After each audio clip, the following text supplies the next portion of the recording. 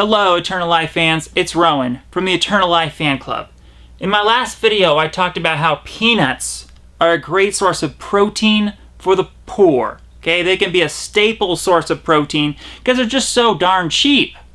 But what is the vegetable for the poor?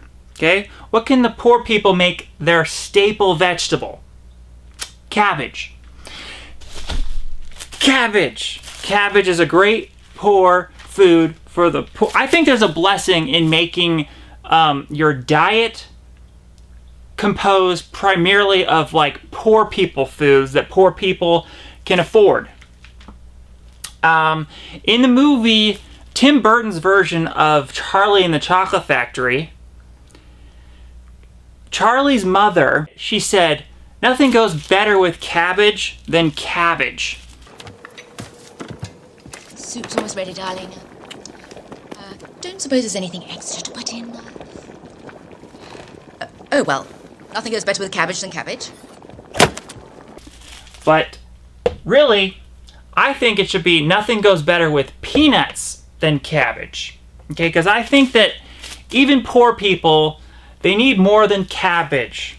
Okay, you need a source of protein, that would be peanuts, but you need to balance your peanuts with a vegetable. That's cabbage. Cabbage is my staple vegetable.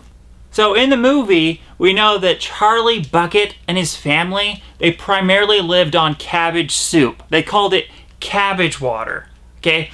And Charlie said, at one point in the movie, Charlie said, "I'm fed up with cabbage water. It's not enough." Is this your supper, Grandpa? Well, it's yours too, Charlie. I'm fed up with cabbage water. It's not enough. And he's right. It's not enough. You gotta have protein in your diet. That's where the peanuts come in here. But we're gonna talk about why cabbage is the perfect combo with peanuts. Like peanuts and cabbage really make a great staple of the entire diet. So oftentimes I'll have peanuts in the day. Okay, I'll have something like a meal with peanut butter, and then I'll have another meal that is like cooked cabbage. All right, so you can think of cabbage as being really the medicine, not only the food for the poor, it's the medicine for the poor. It's really an entire medicine cabinet hidden away in just one food.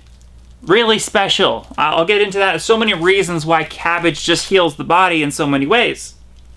And one of the ways cabbage can heal you is it can heal the gut. Cabbage especially is very high in L-glutamine, which people actually supplement with L-glutamine to heal their gut lining. Okay, it's an amino acid that the body uses to heal the structure of the gut. So this can actually be used to heal leaky gut. We've been talking about, I've been talking about how I'm going to reveal my big Healing the Leaky Gut video. Well, here's one of the things I'm going to talk about, L-glutamine. Cabbage, super high source of L-glutamine. People actually juice cabbage. They drink lots of cabbage juice to heal the gut. Jay Kordich, the juice man, okay? The juice man, he talked about this. This was one of his healing juices, okay? Cabbage juice. Freshly made cabbage juice. Cabbage is one of the greatest alkaline foods in the world, you see? And for somebody with a stomach ulcer, I don't care if it's peptic or duodenal, whatever, one of the greatest drinks of the world to heal a stomach ulcer. And that's all documented. All right, now another cool thing about cabbage, and especially why you'd want to pair cabbage with peanut butter, really a great combo, is because cabbage has a substance in it called DIM, okay? And what this substance does is it balances estrogen levels.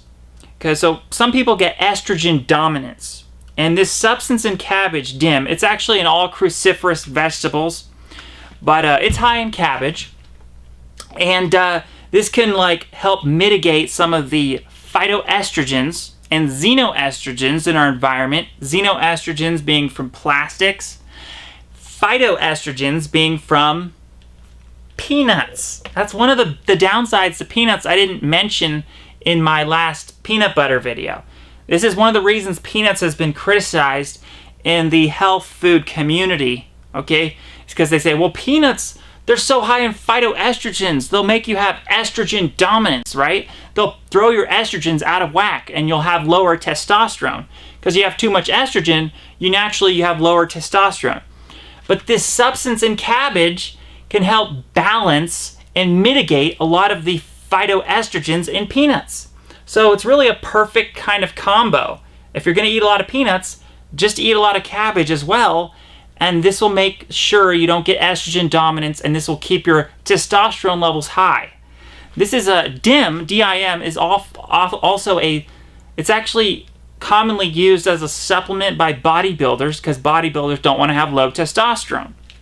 All right, so another reason you want to be eating cabbage is that cabbage is a great source of sulforaphane.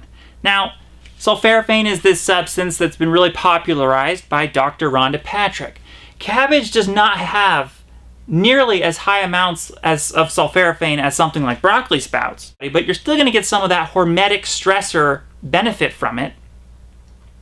And the sulforaphane really is in all cruciferous vegetables, but it's just highest in broccoli sprouts.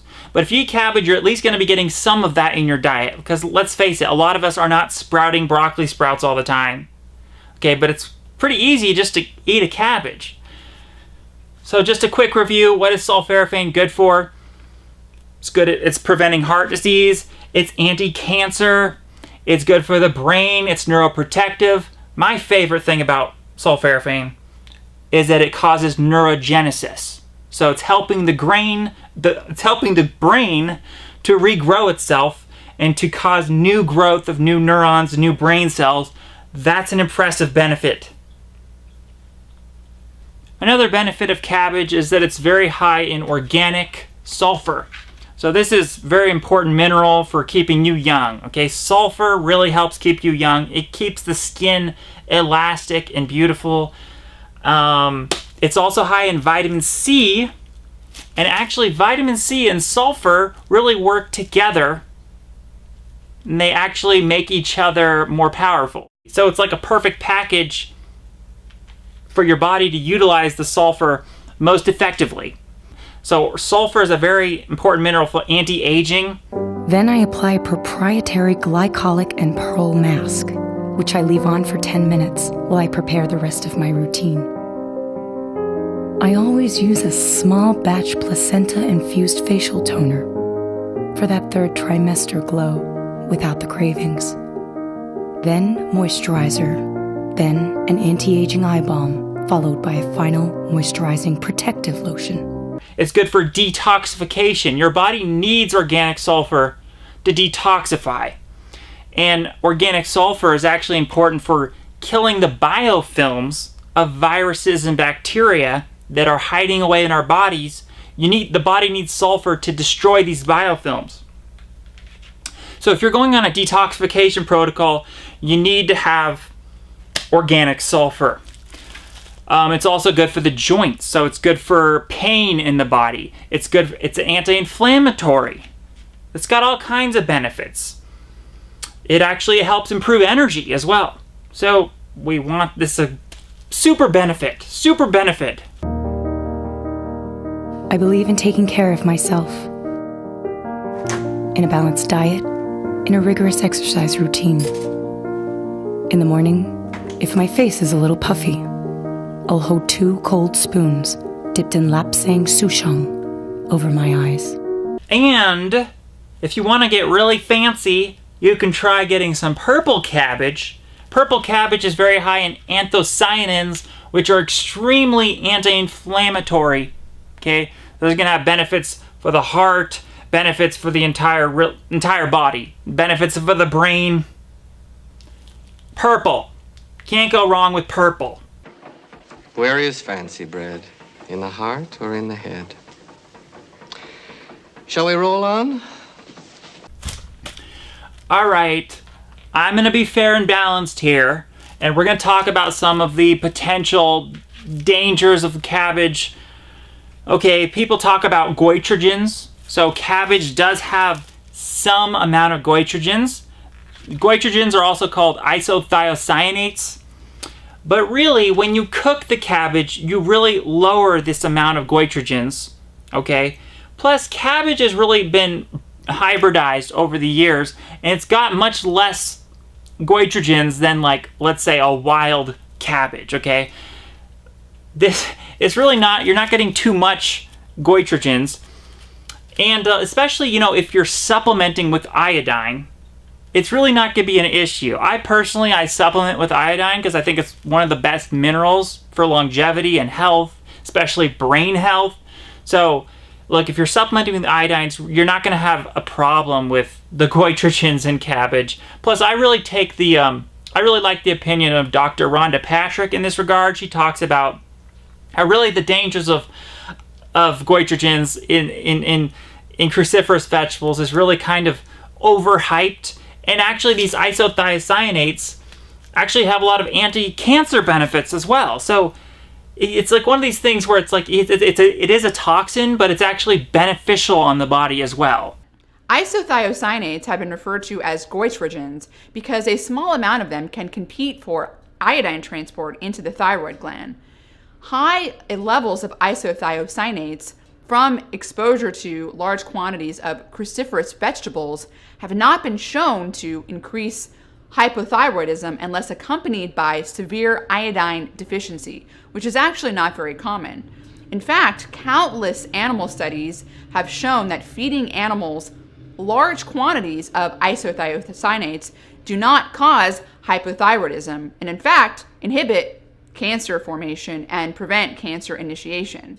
And lastly, I would just like to mention that I'm one of these people who really tries hard to limit the amount of oxalic acid in my diet. This is why I avoid vegetables like spinach, like beet greens, and like chard, okay? But one of the benefits of cabbage, and why I think it's one of the best vegetables to make a staple in your diet, is it's one of the lowest sources. It's one of the lowest vegetables in oxalic acid. And oxalic acid is really, it's dangerous because you can actually create kidney stones. Oxalic acid promotes kidney stone formation in your body, but with cabbage you don't have to worry about that. So you're getting like all the benefits of vegetables, the minerals, the magnesium, the calcium and everything without the oxalic acid. So that's a great benefit. But anyways, that's about it. That about wraps it up for cabbage. I hope I've inspired you to go eat some cabbage with your peanut butter. And just remember, the vegetable for the poor. When you think of cabbage, think of Charlie Bucket. Look, Charlie ended up winning the chocolate factory. He was poor, but he was blessed at the end, okay? Blessed are the poor. Thank you. And may you live forever.